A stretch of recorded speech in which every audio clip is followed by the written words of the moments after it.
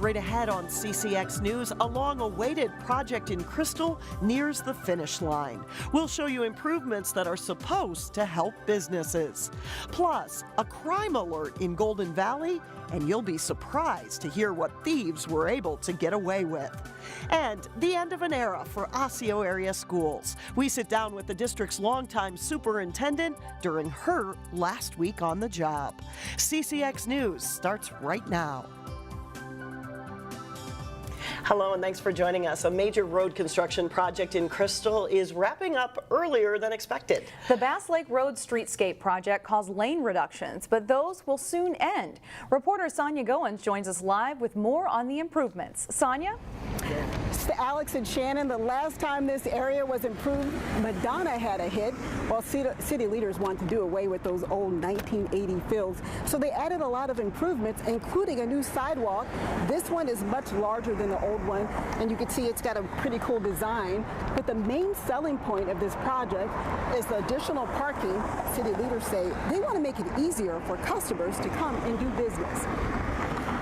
What people want now is convenience and access and visibility, and that's why you see more and more malls putting the parking right in front of the businesses. And so that's a key element to this project, is adding 12 spaces of on-street parallel parking in front of the larger block of buildings.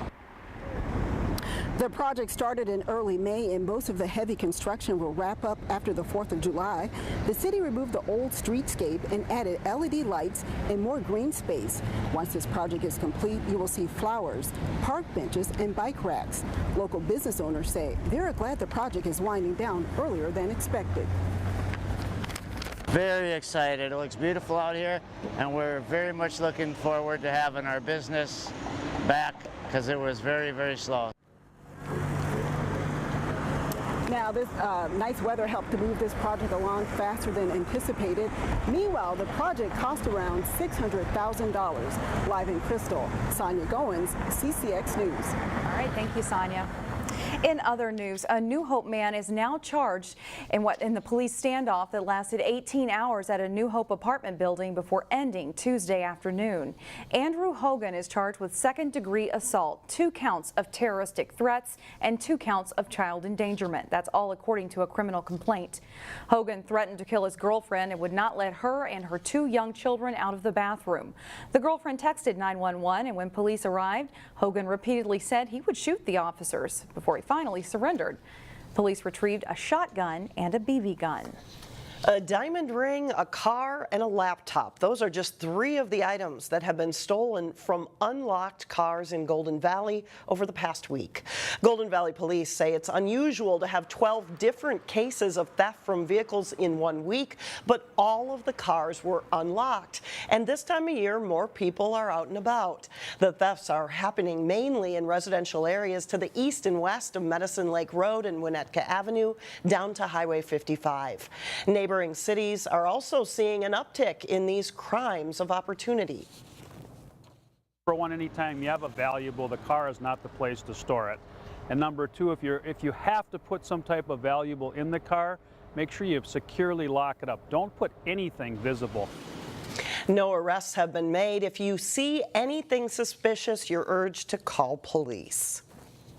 Thursday is the end of an era for Osseo area schools. It was Superintendent Kate Maguire's last day in office, and I sat down with Superintendent Maguire earlier today to talk about her time with the district.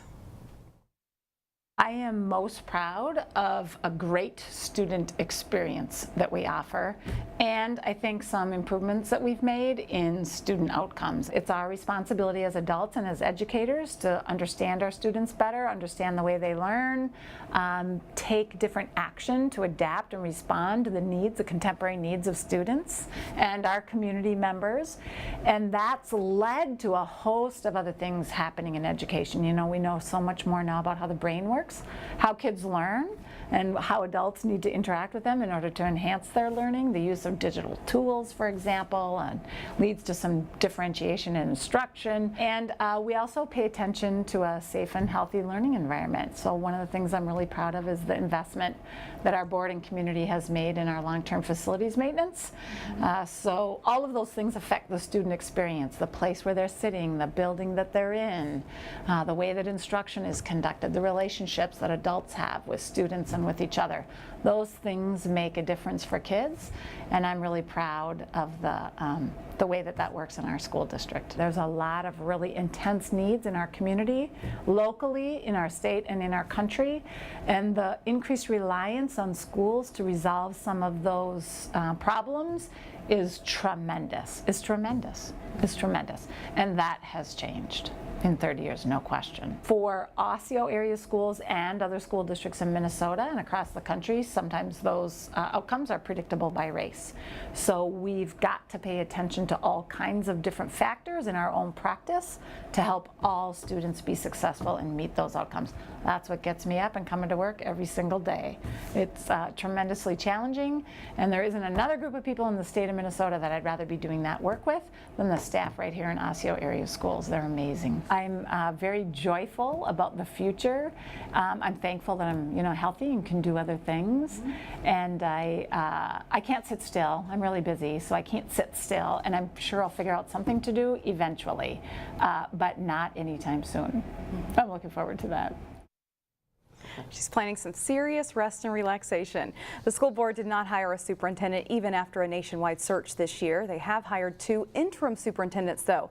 A familiar name for many, Dr. Kim Riesgraff will serve from July 1st until September 30th. She previously served Osseo area schools for 28 years before retiring in 2016. A retired superintendent with experience in several districts, Dr. Jim Bauk, will take over in October and serve through June 2019. In Plymouth, several homeowners will be able to sell their property to a developer for a project that some council members say is much needed in the city. This week, the Plymouth City Council approved a single-family home and townhome project by Pulte Homes called Greenway North near County Road 47 and Troy Lane. This is near the new Meadow Ridge Elementary School in the Wayzata School District. The project calls for 20 single-family homes and more than 100 row-style townhomes. And here is a look at what the townhomes could look like. Some city council members, including the mayor, felt that the project was too dense for that area. Others felt it fits the need for more affordable homes, with the townhomes likely to sell between $300,000 and $400,000. The project ended up getting approved by a 4-3 vote.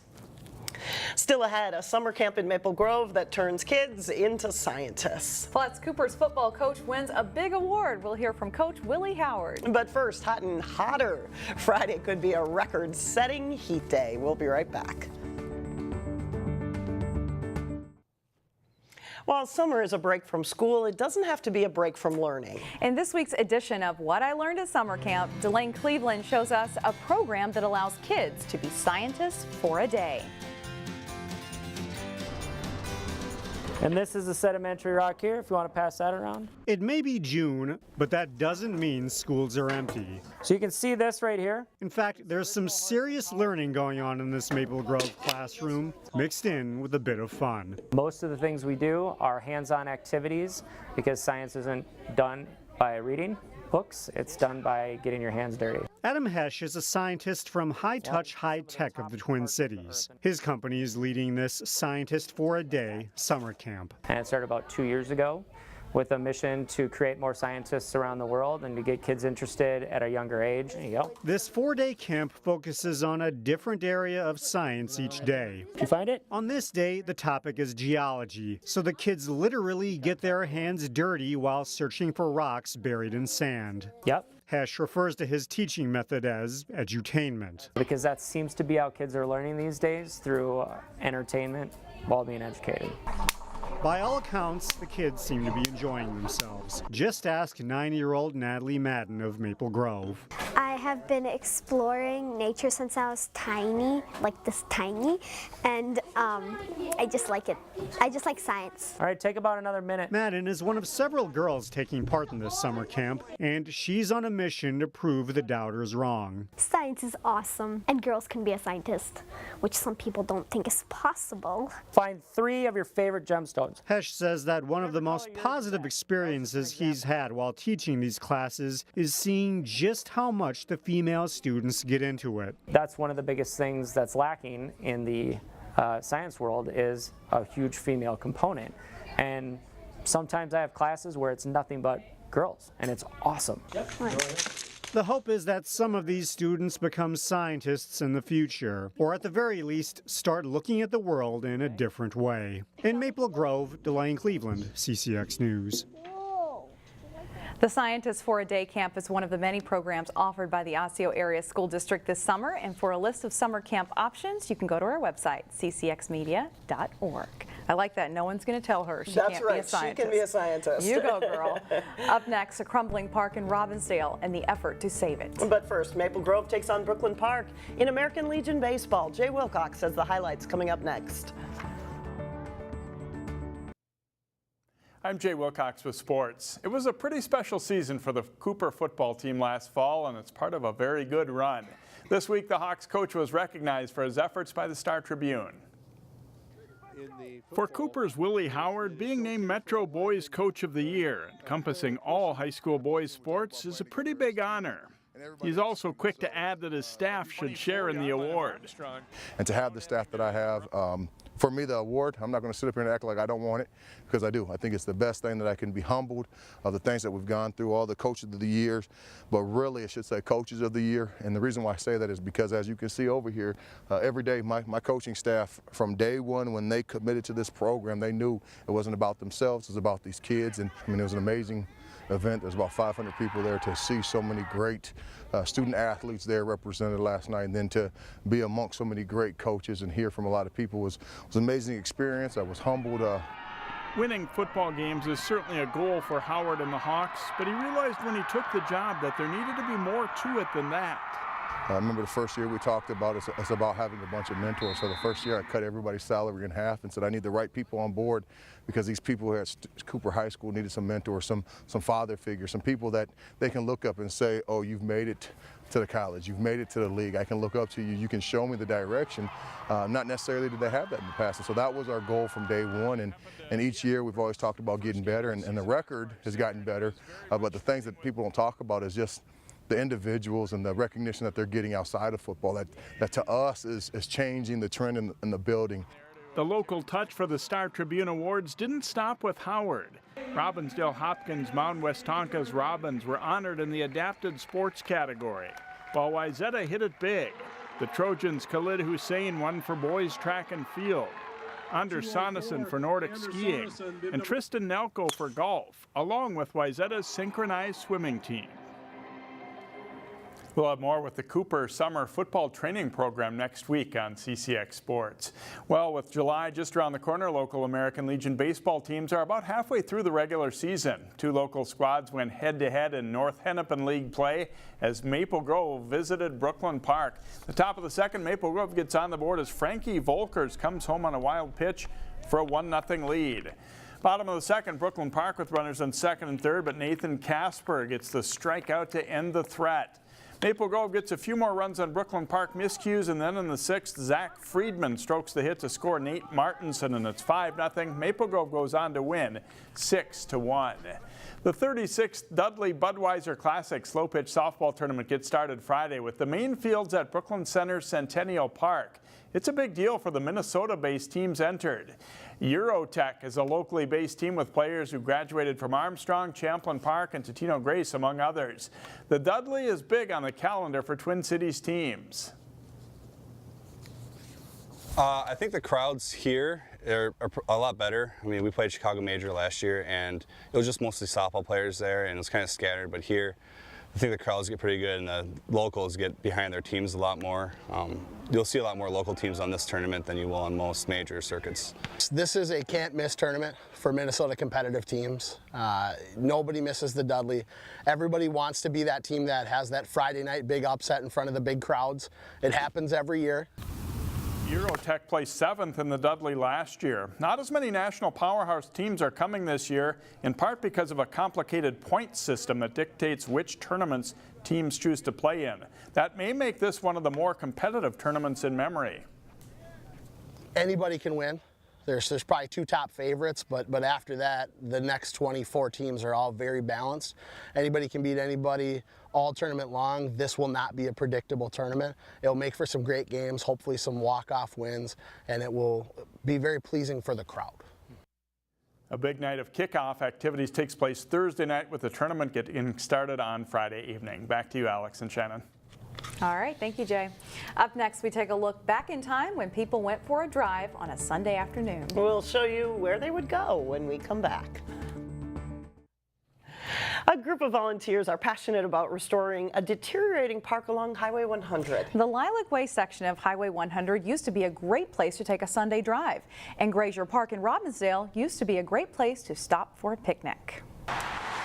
Today, Highway 100 is a busy corridor, transporting thousands of cars and commuters to and from work every day. Taking a look at this road today, it's hard to imagine what it used to be like when it was the perfect place to go for a drive. Everybody was here having picnics. It's back in the days when they could have T-bone steaks instead of hamburgers. Helen and her sister Marion live right by Graeser Park in Robbinsdale in the 1930s. Dad's property went way down almost for Twin Lake where the Robbins house was. They remember unemployed stonemasons as part of the WPA building the park near their home. The park had beautiful fountains, benches, and picnic tables. We would play WPA and we'd get a shovel, stand and lean on it. Graeser Park was one of 7 parks created along the Lilac Way, which was the 12-mile stretch between now Highway 81 in Robbinsdale and 78th Street in Edina. There are only 2 Lilac Way parks remaining. Graeser is in disrepair, and that's easy to see, with crumbling stonework and the signature beehive fireplace in bad shape. Our goal is, our primary objective is obviously to get the park restored. Ken Brunn is a volunteer with Robbinsdale Lions who is passionate about revamping the park. What we want to do is have people that go by or hear about the park be able to quickly see the beauty of the park and envision what used to be and what still is. You can see that beauty by taking a drive to Lilac Park, which used to be called St. Louis Park Roadside Park. Volunteers restored the park and the only other remaining beehive fireplace in existence in 2009. It sits right down the road from Graeser Park as a testament to what a restoration could look like and the beauty that could be brought back to Graeser Park. It's a beautiful place to picnic, to come to gather. Graeser Park is currently under MnDOT's ownership, but the process to transfer ownership to the city of Robbinsdale through the Met Council is underway. It's going to be a long process, but well worth it. Neat to see the one in St. Louis Park, too. It is. Have a good day, everybody. We'll see you back here on Friday.